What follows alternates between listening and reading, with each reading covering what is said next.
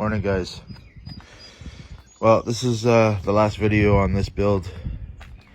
Again, I've been sharing everything with you guys, so I thought I'd take you guys through the last video. Truck's pretty much done. Well, it's done as far as motor wise is concerned, and let me just show you how things turned out.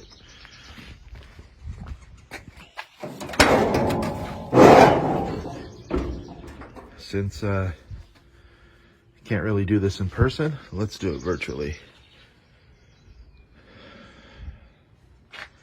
A lot of little mods along the way. A lot of little mods. There's the computer. Wiring.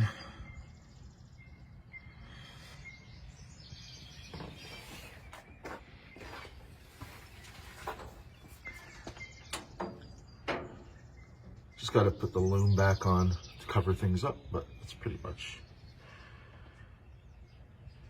a lot of little things you need to know to do a swap. It's not what the YouTubers say, and it's not done in 30 minutes. And there's a lot of parts you need.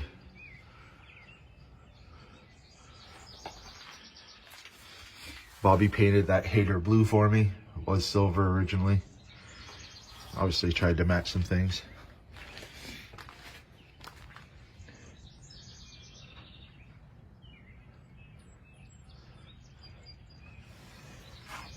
You can't see, but there's some customization down there for the water, for the lower rad hose. That was neat. I'll show you guys how to do that sometime. Neat little trick I found. Everything works. It's converted over to electric fans from mechanical. But you can't see that very well. Yeah. You can't see them very well, but electric fans. Turn on the options on the PCM. Check engine light works. Everything works.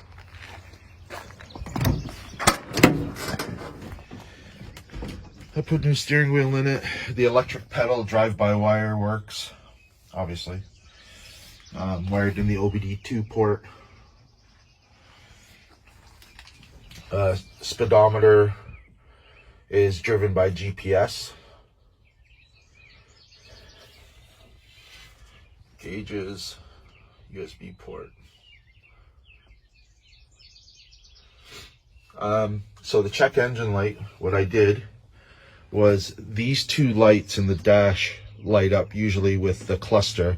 I disconnected that and I hooked up the check engine light to this. So if it trips a code, these two lights light up. Cute little mod I did. And that's it. I'm gonna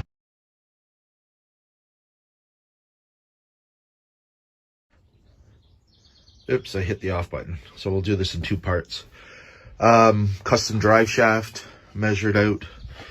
Precision Driveline did that in Oshawa. Richard's a good guy. The other thing too is where the motor mounts. You can see that there's a good distance there, maybe, from the firewall to the back of the motor, which allows for easy access at the back of the motor. There's the motor mounts. And I was governed by the cross member, and I had a choice of moving the cross member back, but Frank would be able to tell you how incredibly strong this steel is. So I left it alone. Anyways, let me get to starting it. Oh, and Chris helped me out with the exhaust. We connected the new down pipes to the old exhaust, and that went pretty easy as well. Anyways, I'm gonna fire things up. 2-second prime. So the computer is also controlling the fuel pump. What a lot of people do is they'll hook the fuel pump direct to either no relay or a relay that's always on. I did it. The PCM controls the fuel pump as well. Anyways, here we go.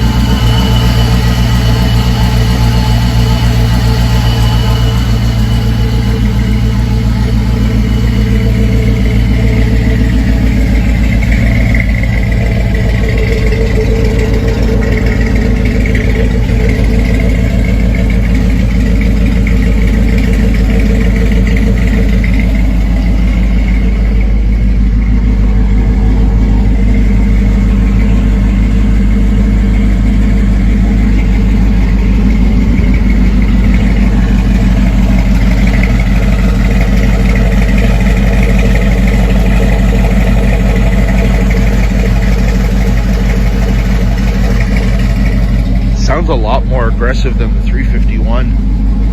I'm surprised, actually. I thought it would be a lot more mellow, just with the smoother camshaft and the 6-liter.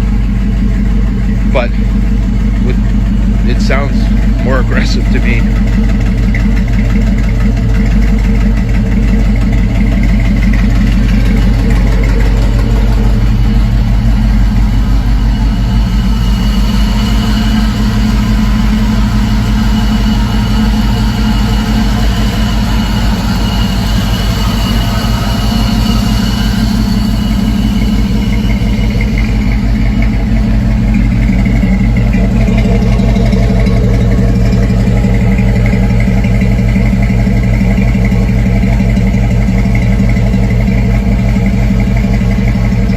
Really happy with the way it turned out.